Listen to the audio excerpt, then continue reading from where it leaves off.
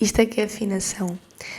Bom dia, pessoal. Aqui estou eu, ainda rouca, provavelmente mais rouca do que na semana passada. Esta tosse não se vai embora. E ontem estive de cama, é verdade, doendo mais uma vez. Não vamos falar muito sobre isso. Descobri que com o período a nossa imunidade vai abaixo. Então eu tenho estado há 2 semanas com aquela tosse chata como tive no último episódio e estava meio rouca, mas não tanto. Só que fora isso eu sentia-me normal, tipo, estava bem disposta, sentia-me um bocadinho com menos energia, mas nada por ir além. Mas ontem veio o meu período e ontem quando acordei eu pensei tipo, eu estou na merda, eu não vou conseguir trabalhar, vou ter que cancelar as minhas tatuagens e ficar o dia todo na cama. E foi o que aconteceu, e eu fiquei tipo, porque já no mês passado, lembra-se eu ter falado ter ficado bué doente durante tipo quase 2 semanas, também coincidiu com o meu período, e eu estava tipo, what the fuck, ou o universo me odeia, ou existe alguma razão para o facto de eu ficar doente e ter o período sempre ao mesmo tempo. E há razão para isso. O facto de termos o período faz com que a nossa imunidade fique mais em baixo e tenhamos mais facilidade em ficar doentes. Então, como eu já tinha aqui o bicharoco, foi o suficiente para isso me mandar abaixo. Hoje já me sinto melhor, mas a minha voz continua como se eu fosse uma fumadora compulsiva há mais de 20 anos. Vou tossir. Peço já aqui desculpa, mas eu vou tentar ignorar que isto está a acontecer, vamos tentar ignorar que a minha voz está muito má. Apesar disso, eu recebi muitas mensagens de pessoas a dizer que estavam a adorar a minha voz assim. Pronto, gostava só de partilhar isto, porque pelos vistos as pessoas gostam de... Eu acho que sei porque é que as pessoas gostam desta voz. Isto é boa, aquela típica voz de cama, estão a ver? Aquela voz... quando vocês acordam de manhã e as cordas vocais ainda estão também meio adormecidas, pronto, é assim que eu estou. Portanto, não consigo... tudo o que são notas muito agudas ficam completamente silenciosas, por isso é que quando eu tentei cantar agora, metade não se ouviu, porque se eu tentar, vamos tentar cantar aqui uma música qualquer, tipo In the arms of the angel. Gostam? Epá, eu não sou nenhuma cantora, mas eu não canto assim. Enfim, olha, estão a ver, pessoal do YouTube, eu tenho um piercing no nariz. Isto aconteceu, tal como eu disse que iria acontecer no episódio anterior, e eu, embora soubesse que isso iria acontecer naquele dia, lá está, que eu esperei tanto tempo, parecia uma coisa super surreal, tipo, isto vai acontecer, mas não vai bem acontecer. E aconteceu. Tenho um piercing há uma semana e eu estou tão feliz. Eu não sei se era por eu já querer isto há tanto tempo, ou se é por eu gostar mesmo de ver, ou se é pelas duas coisas ao mesmo tempo. Eu já quase que não o vejo, porque eu sinto que faz parte da minha cara, que era suposto ele estar aqui desde sempre. Percebem o que eu quero dizer? Então estou muito contente. O processo de cicatrização tem sido mesmo tranquilo, mas confesso que doeu mais a fazer do que eu estava à espera. Quando a gaja me espeta a agulha de um lado ao outro do nariz, foi uma dor horrível, mas só dói durante uns segundos, porque assim que o piercing está posto, deixa de doer, não é assim uma dor que fica a latejar. Portanto, pessoas que queiram fazer este piercing, força nisso, vale muito a pena. E pronto, olhem, o que é que eu tenho para falar sobre o que é que eu tenho para falar sobre isto? Não. No episódio de hoje, eu quero falar sobre um tema que... agora tossi, fiquei meio zonza, desculpem.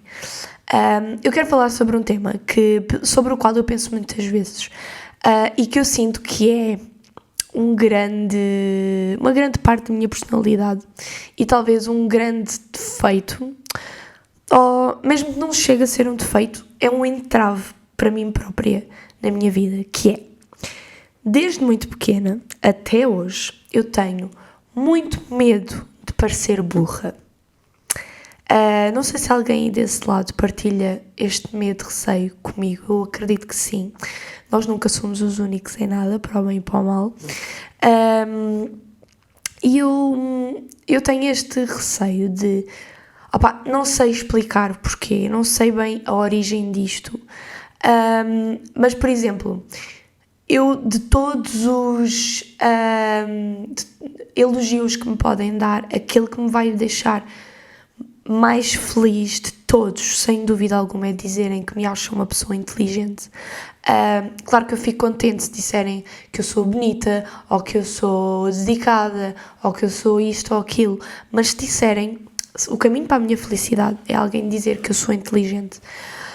E eu não sei porque é que eu sou refém deste rótulo, digamos assim, não sei porquê, mas é uma coisa que me persegue desde que eu sou pequena. Eu não sei explicar bem, não sei se terá a ver com o facto, eu às vezes ponho-me a pensar, será que tem a ver com o facto de eu não ter tido o meu pai presente, tipo, isto pode parecer um bocado forçado, mas até certo ponto eu acho que não, porque tendo em conta que uma das pessoas que mais devia gostar de mim sempre se teve a cagar, eu acho que inconscientemente uma parte de mim sempre pensou, ok, eu não fui o suficiente para ele se interessar, então eu tenho que compensar no resto das cenas e ser muito boa aluna, ser muito boa amiga, ser muito boa filha e ser uma pessoa interessante e inteligente para que as pessoas não deixem de gostar de mim. E eu, embora não me sinta refém das pessoas hoje em dia, nesse sentido de... Claro que eu quero que as pessoas gostem de mim, não é? Eu acho que toda a gente quer ser gostada e eu quero que os meus amigos gostem de mim, tenham orgulho em mim e não quero ser odiada. Mas eu não sinto que deixe de fazer as coisas ou não sinto que deixo de, sei lá, vocês sabem, de pintar o cabelo da cor que me apetece ou de vestir da forma como acho que me devo vestir, com medo da repercussão que isso possa ter nas outras pessoas em relação a mim. Mas no que toca a inteligência e cultura geral, eu sinto-me meio refém no sentido em que o meu maior medo é as pessoas acharem que eu sou uma pessoa burra, básica e limitada. E por causa disso, eu, por exemplo, uma das coisas com a qual eu tenho mais cuidado desde sempre, e principalmente desde que comecei com o canal do YouTube e a ter uma presença online um bocado mais assídua, é com o meu português. Eu sempre dei um valor muito grande ao português, eu sempre fui muito boa a português, sempre gostei muito de palavras, de ler, de escrever, então acho que tenho um grande respeito natural por isso, e depois, como acaba por ser uma das maiores ferramentas do meu trabalho, não é? Eu sinto que, são uma das maiores ferramentas do meu trabalho é o meu vocabulário, a minha dicção, a forma como eu falo e como eu trato o português, eu tenho de ser boa nisso.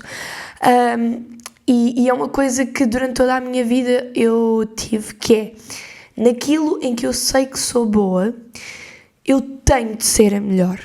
Eu esforço-me a um nível extremo, ao ponto às vezes de... Sinto que nos últimos anos tenho conseguido pôr isso um bocadinho mais... de uma forma muito mais saudável na minha vida. Este esforço extremo de ser realmente boa naquilo em que sou boa, porque é do género, se eu tenho a certeza que sou boa numa X coisa e depois falho, para mim é uma coisa horrível. Eu lembro-me perfeitamente, quando eu estava na escola secundária, eu estudei artes visuais. E como eu já partilhei aqui imensas vezes, se há coisa que eu sempre soube que sabia fazer era desenhar. Durante muito, muito tempo era assim o único talento que eu tinha a certeza que tinha. Então, para mim, eu tinha que ter as melhores notas a desenho da turma. Porque se não tivesse, era como se de repente a minha vida e a minha existência não fizessem sentido, que é, ok, tu és boa nisto e mesmo assim, naquilo em que tu és melhor na vida, não consegues ser melhor que o resto. Para mim isso era inconcebível. Então eu esforçava-me a um extremo tão grande que a minha vida era desenhar, era fazer os trabalhos de casa de desenho, que era o diário gráfico, pronto. Nós tínhamos que fazer todas as semanas 5 desenhos e eu perdia, não era perder, mas eu utilizava para cada desenho, entre 6 e 8 horas do meu dia, que é quase um dia inteiro. Tipo, hoje em dia que eu tenho o meu tempo muito limitado, 8 horas é praticamente o meu dia, desde que começa até que acaba. Então pensar que eu, mesmo depois da escola, das horas todas em que eu estava na escola, chegava à casa e ainda perdia 6, 7, 8 horas num desenho, porque eu tinha de ter a certeza que tinha de ter mais de 17 naquilo, porque se tivesse menos de 17 para mim era aquele patamar de segurança. Se tiver 17 eu já fico contente. Quando eu tinha menos que isso, para mim, eu tinha vontade de chorar e eu sinto que sou assim hoje em dia em tudo o resto, em tudo aquilo em que eu sinto que sou boa. Por exemplo, na questão, quando eu comecei o YouTube e não sei o quê, era mais na questão, tipo, da edição, a imagem, o vocabulário, a forma de falar. Como eu sei que sou eu tenho noção, eu sei que há pessoas que falam 1000 vezes melhor que eu, que estudaram para isso, tiraram comunicação, têm sim, como é que é de explicar, truques específicos para ter um discurso chamativo durante muito tempo, têm assim ferramentas específicas. Eu não tenho nada disso, tudo o que eu tenho veio por intuição, por impulso, por prática, mas eu sinto que sou uma pessoa que tem alguma facilidade em elaborar um discurso minimamente coeso, que tenha um vocabulário aceitável. Então, só para vos dar um exemplo, quando eu dou calinadas no português, e é normal, uma pessoa a falar engana-se numa palavra ou outra, conjuga mal um verbo, faz parte. E às vezes isso acontece e eu apercebo-me e corrijo no momento, isso para mim está ok.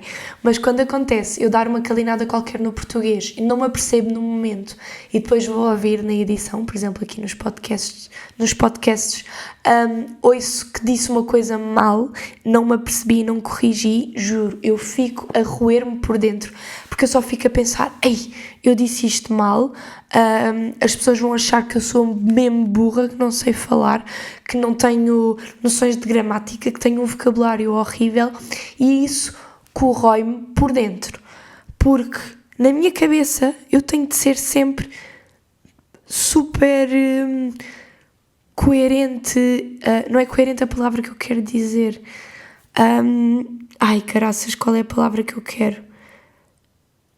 Eloquente, era esta a palavra que eu queria.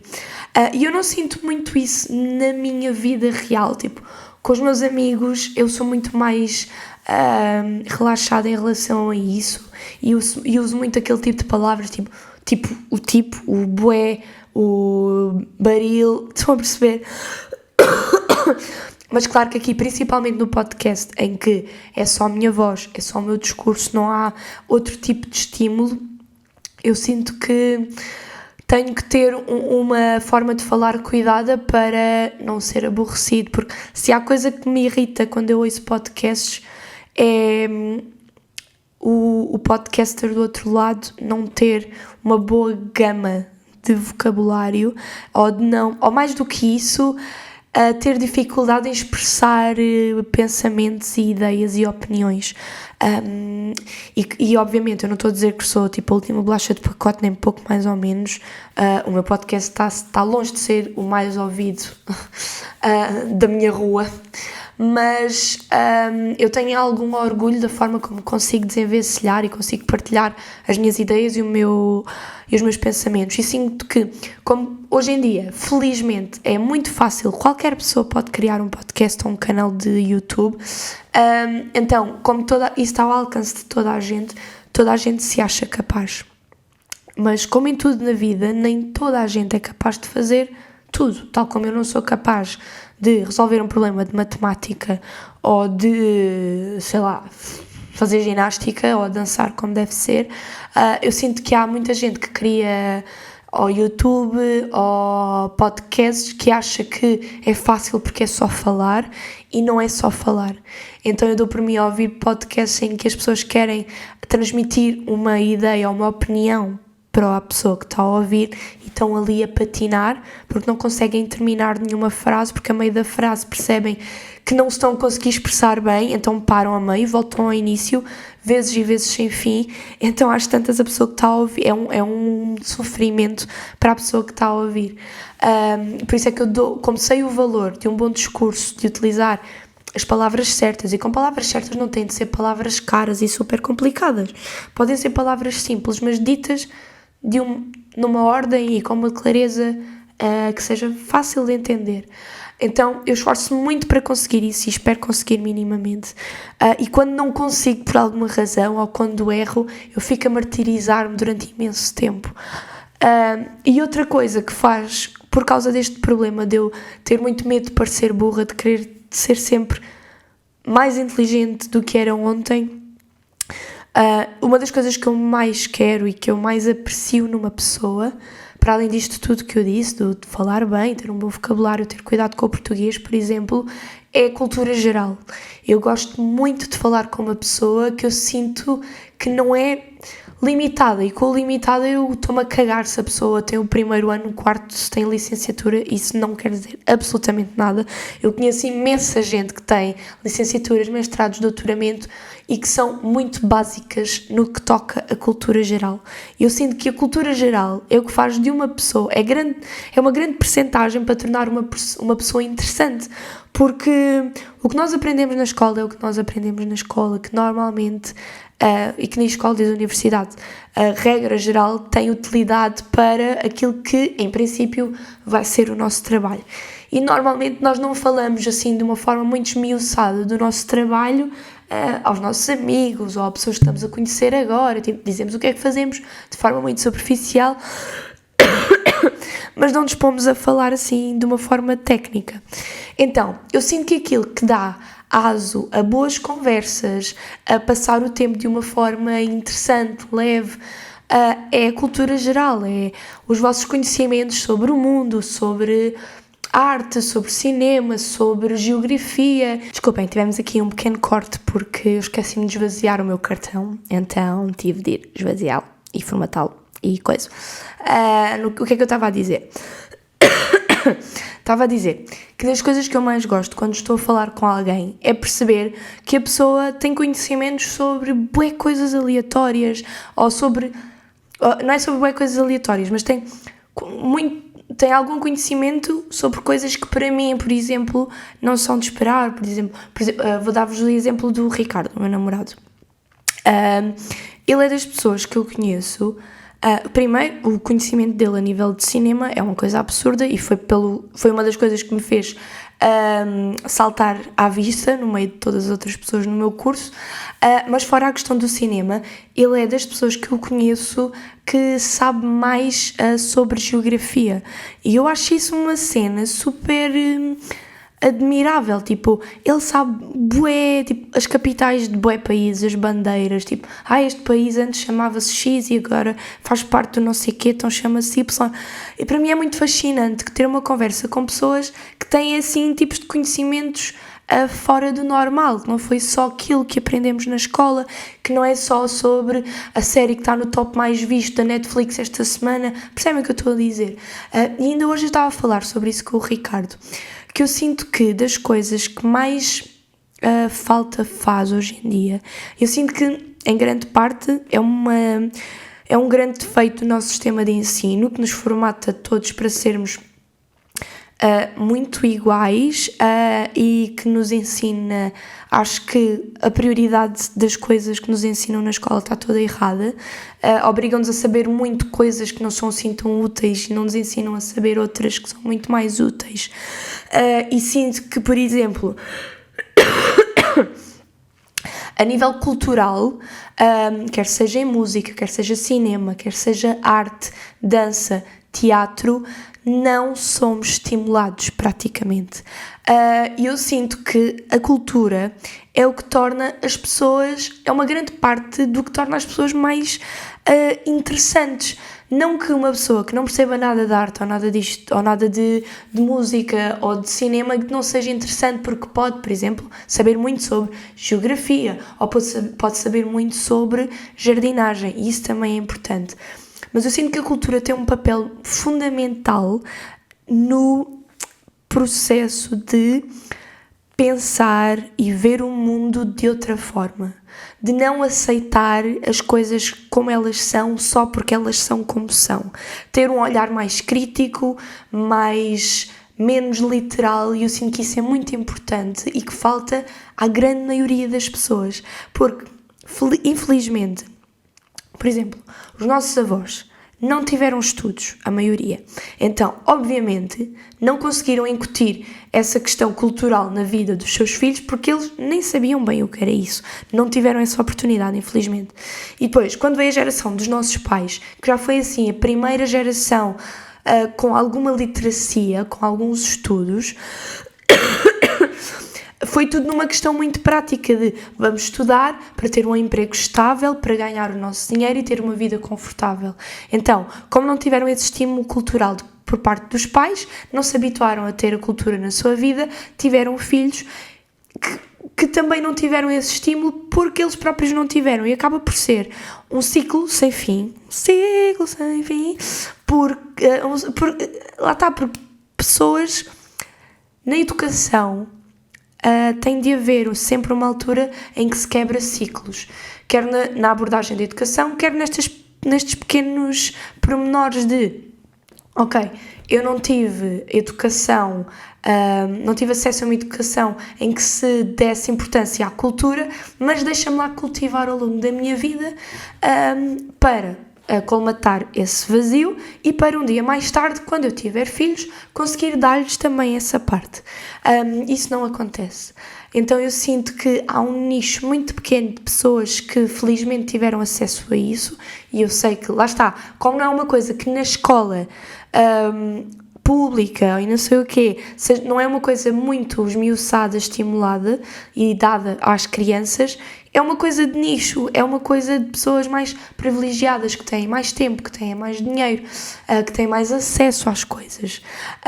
E eu sinto que grande parte das pessoas, eu conheço muita gente que eu gosto muito, mas que só sabem falar sobre aquilo que eu estava a dizer, sobre a série que está no top do momento, sobre a comédia romântica que passou ao domingo na TV. Hoje em dia já não se vê filmes que passam na televisão, mas pronto, vocês percebem o que eu quero dizer. Ou sobre a música que está no top do Spotify. E não conheço muita gente que se dê ao trabalho de ver filmes um pouco mais artísticos, sobre um realizador que provavelmente nunca ouviram falar, que se dê ao trabalho de ver que de ir ao cinema ver um filme que não seja só super-heróis e explosões. E eu sinto que isso faz muita falta, lá está, nesta questão toda da cultura geral, das pessoas, quando falam, quando estão juntas, ser uma troca de conhecimento, uma troca de gostos, e porque às tantas, imaginem, agora está, toda a gente do mundo está a ver The Last of Us, então vocês vão falar sobre o quê? Vocês não têm grande coisa a partilhar, tipo, estás a ver o Last of Us? Já vi tudo também. Eu também. Foi bué fixe, ou foi bué mau. Baril. Passamos para a próxima. Enquanto que, se virmos todos coisas mais diferentes, se tivermos todos e cultivarmos todos gostos diferentes que saiam dos tops do que é pop, percebem?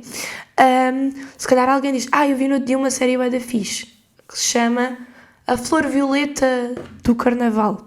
E tu ficas tipo, A Flor Violeta do Carnaval? Nunca ouvi falar, deixa-me apontar e vou também ver. Mas olha, há 2 semanas eu vi uma série tal. Não é muito conhecida, mas aconselho bem. Estão a perceber? E este tipo de coisas fomenta interesse, fomenta cultura, fomenta as pessoas verem coisas diferentes. Ao ver coisas diferentes, vamos pensar de forma diferente, vamos abrir horizontes, vamos ser mais receptivos a coisas, porque quantas pessoas é que vocês já não ouviram a dizer tipo, se o filme não for falado em inglês eu nem consigo ver, dá-me boa impressão ver um filme falado em francês, ou em ucraniano, ou em japonês. Quantas vezes é que vocês já não ouviram isso? Eu já ouvi isto 1000 vezes, é uma coisa que me dá mesmo confusão, porque a quantidade de bons filmes não americanos, não ingleses que há é enorme, e as pessoas Eu também faço parte do problema em muitas outras coisas. Não quero aqui estar numa posição de eu sou bem boa e vocês não. Não é nada disso. Acho que espero estar a fazer-me entender naquilo que eu quero dizer. Mas pronto, o que eu ia dizer não era em relação a isto, mas esta questão toda que eu tenho de ter medo de parecer burra de uma forma crónica, eu sinto que isto já é meio patológico, faz enaltecer aquilo que eu considero provavelmente, se não o maior, um dos meus maiores defeitos, que é querer ter sempre razão. E porquê? Às vezes nem é. Eu acho que o meu querer ter sempre razão não é por uma questão de orgulho ou de eu achar que sou melhor que os outros, de todo. Eu acho que eu quero ter sempre razão, porque se eu digo uma coisa e depois percebo que afinal posso estar errada, é como a tal coisa que eu vos falei de ter menos de 17 no desenho. De repente eu digo uma coisa cheia de propriedade, porque eu nunca digo que tenho razão se não achar mesmo que tenho razão, não é? Então, de repente achar que tenho mesmo razão e perceber que afinal estava errada, para mim é tipo, eu sou mesmo burra. Eu estava a achar-me ganda esperta, ganda gaja inteligente, que sei tudo e mais alguma coisa, e afinal disse uma parvoíce que estava errada. O que é estúpido, porque toda a gente se engana. E eu, quando alguém se engana, eu não acho, por aquela pessoa ter cometido um erro ou ter dito uma cena que achava que estava certa e afinal estava errada, eu não acho que ela seja mais burra por isso ou menos interessante. Mas quando me toca a mim, eu sou logo muito crítica nesse aspecto. Então, eu quero ter sempre razão, porque eu não me quero confrontar com a possibilidade de poder estar errada, porque o estar errada para mim é ser mais burra. Percebem a problemática disto? Eu se calhar devia marcar uma consulta de terapia. Mas pronto, olhem, queria falar um bocado sobre esta questão com vocês. Eu sinto que é uma coisa que eu ainda tenho de pensar mais e elaborar melhor, porque eu sinto que ainda há muitas pontas soltas neste meu pensamento e então é um bocadinho difícil para mim de conseguir-vos explicar a 100% aquilo que eu sinto e aquilo da forma que isto me impacta na vida. Mas pronto, outra coisa que me impacta na vida e que eu queria falar também, eu toquei de uma abordagem um bocadinho mais superficial num episódio, não lembro se foi o episódio anterior, eu acho que não, acho que foi há 2, que é, lembro-se eu vos falar daquela cena de eu não gostar nada de lavar a cara, de me dar pânico. Pronto, eu há cerca de 2 anos descobri que tenho uma fobia específica. Não tem a ver com isto de não gostar de molhar a cara e não sei o quê, mas tem a ver com água. E eu não tenho medo da água. Eu tenho o meu medo real, isto está completamente à parte da questão de lavar a cara, é uma impressão específica, mas eu tenho um medo muito grande da imensidão, por exemplo, do oceano. Desde sempre, era um misto de medo com fascínio, mas eu sempre me arrepiei muito, eu ficava muito desconfortável ao ver imagens, ou vídeos, ou filmes de coisas submersas. Por exemplo, aquelas imagens de cidades que já existiram na era dos Afonsinhos e entretanto aconteceu qualquer coisa e elas ficaram debaixo de água e permanecem tipo cidades inteiras debaixo de água. É uma cena que provoca-me, eu nem sei explicar por palavras a sensação que me dá, eu fico toda arrepiada, meio gelada, é uma sensação de desconforto extremo que eu sempre senti e achava que era só uma impressão esquisita como a cena que eu tenho de lavar a cara. E há pouco tempo eu descobri que isso tem um nome que se chama talassofobia. E basicamente, eu até vou procurar aqui a definição desta fobia para vos dizer certo, para ver se com a definição é mais fácil de perceber. Então, talassofobia é o medo persistente e intenso de corpos de água profundos, como mar, oceanos, piscinas ou lagos. Basicamente falando, é o medo do fundo do mar. Embora muito intimamente relacionada, a talassofobia não deve ser confundida com a aquafobia, que é classificada como medo da própria água em si. A talassofobia pode incluir medo de estar em corpos de água profundos, medo do vasto vazio do mar, das ondas do mar, criaturas aquáticas e medo da distância da terra. É exatamente isto. Imaginem, eu tenho um exemplo muito específico para dar, que eu não sabia o porquê de sentir aquilo e sempre senti aquilo, e quando descobri esta fobia tudo fez sentido na minha vida. Eu quando entrei para a natação, eu tinha 7 anos, ou seja, quando entrei estive na piscina dos pequeninos, e depois passado algum tempo passei para a piscina dos grandes, para aquela piscina olímpica mesmo. E eu sempre fui muito boa a nadar, tanto que os treinadores, não sei se era assim o nome, os professores, enfim, estavam sempre a fazer muita pressão para que eu entrasse para a competição, e eu não queria, porque, eu não queria, na verdade não me apetecia, e uma grande, não é motivação, uma das grandes razões para o qual eu não queria, esta frase foi estranha, mas pronto, uma das grandes razões para eu não querer também fazer competição é porque por mim, eu queria estar o mínimo tempo possível dentro daquela piscina olímpica. Porquê? Porque a piscina olímpica, lá no fundo, é bué funda, é estupidamente funda. Mais uma vez, vou pesquisar a profundeza, piscina olímpica, profundidade. Vamos cá ver. 50 metros de comprimento por 25 de largura e 3 metros de profundidade. Não, aquela era mais funda. Tenho a certeza absoluta que aquela era mais funda.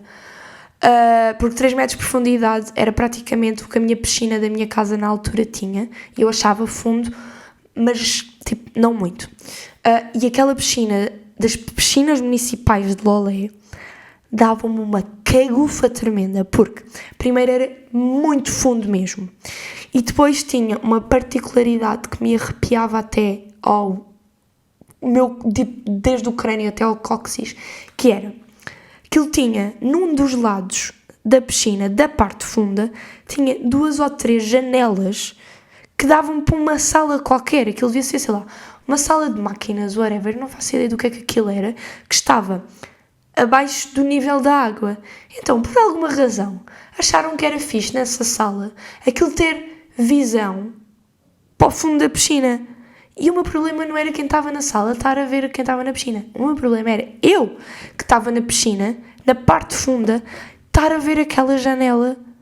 Estão a perceber? Porque o facto daquela janela estar ali fazia com que dava esta cena, de cena submersa, e dava uma maior noção de escala àquela porcaria que me parecia enorme. E eu sempre tive muita impressão de coisas submersas justamente por perceber a imensidão de água que estava à volta.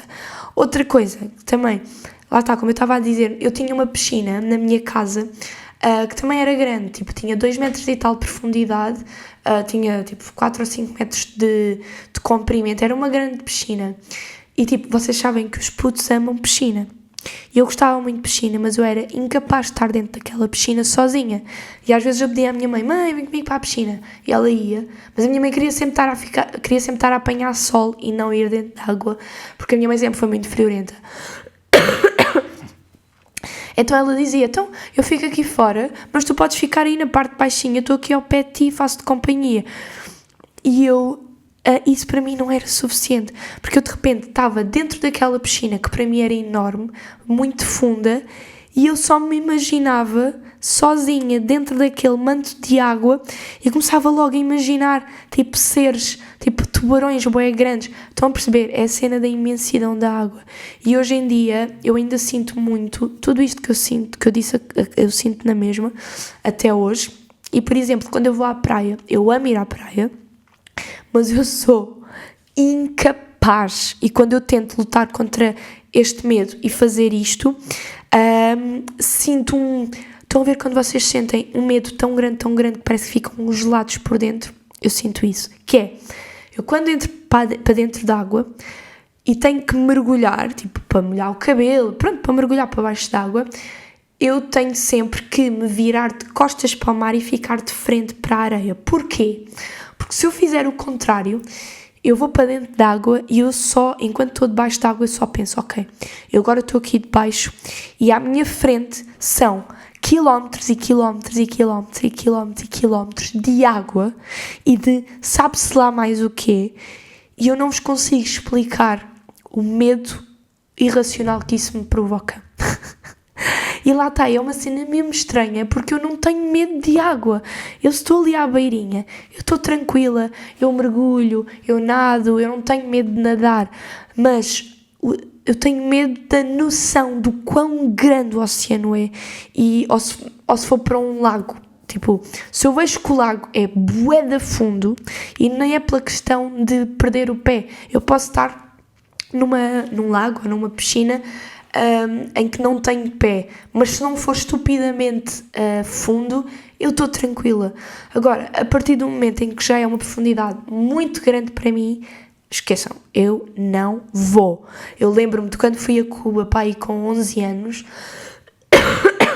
houve um dia que fomos andar de catamarã, que são aqueles barcos, são tipo, parecem duas pranchas e depois tem uma rede no meio.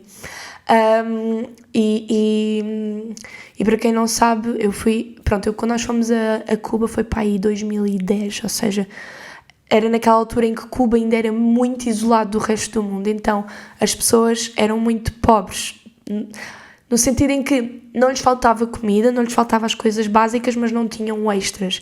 Então eu lembro-me perfeitamente de nós pagarmos viagens de táxis em vez de ser com dinheiro, porque nós tínhamos de ter os pesos, a moeda lá na altura, e acho que ainda são os pesos cubanos, mas os turistas têm os pesos de turista, ou seja, eu acredito que os pesos de turista para os residentes lá tivessem ou um valor mais baixo, pronto, era uma cena que eles não davam grande valor, então eles preferiam que nós pagássemos as coisas com, tipo, lápis de cor, canetas, sandes, estão a perceber esse tipo de coisas. Então eu lembro-me perfeitamente de no resort em que nós estávamos, em Varadero, houve um dia em que uma das pessoas que vinha connosco, que fazia parte do nosso grupo, fez no buffet, porque nós tínhamos buffet ilimitado, fez uma sandes gigante e deu ao senhor dos catamarãs. Então ele, para agradecer, ofereceu-nos mais uma hora de viagem de catamarã. Então nós, por termos tido essa hora extra, andámos mesmo até, tipo, aquilo já era alto mar, o mar já estava escuro e tipo, o mar de Cuba parece uma piscina de tão clarinho que era, e nós já estávamos tanto em alto mar que às tantas passou um cardume de atuns por baixo de nós e um tubarão-baleia. E eu lembro-me bem dele dizer, aqui podem sentar e pôr os pés na água. Eu tipo, nem morta, amigo, eu não meto os pés nesta água, porque eu não sei quantos metros abaixo é que está o chão desta porra. Eu sei lá o que é que está aqui por baixo. E mesmo que não esteja nada, e é que não é bem o medo do que é que pode estar lá, é que mesmo que me digam, isto está tudo vazio, a noção de vazio em si, numa massa de água ridiculamente grande, é uma coisa, eu só estar a falar nisso estou toda arrepiada. Eu não sei se estou a conseguir passar as sensações que esta fobia dá, mas olhem, foi uma cena que às vezes haver rótulos e nome para as coisas facilita muito a nós aprendermos a viver com essas coisas.